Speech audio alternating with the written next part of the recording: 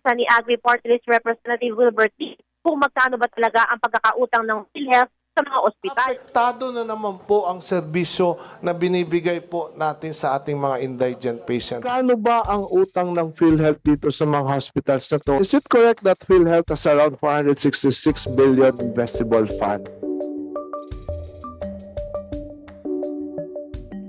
Sa budget hearing nga na pinangunahan ng House Committee on Appropriations ay inilahad ni Agri Party List Representative Wilbert Lee na maraming mga ospital ang ayaw ng sumanggap ng pasyente dahil sa laki ng utang sa kanila ng PhilHealth.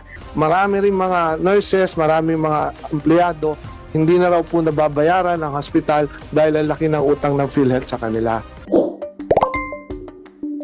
Sinabi ni Agri Party List Representative Wilbert Lee na nangako ang pamunuan ng PhilHealth ng budget deliberation sa Kamara na palawakin ang mga benepisyong pangkalusugan na ipinagkakaloob sa mga miyembro.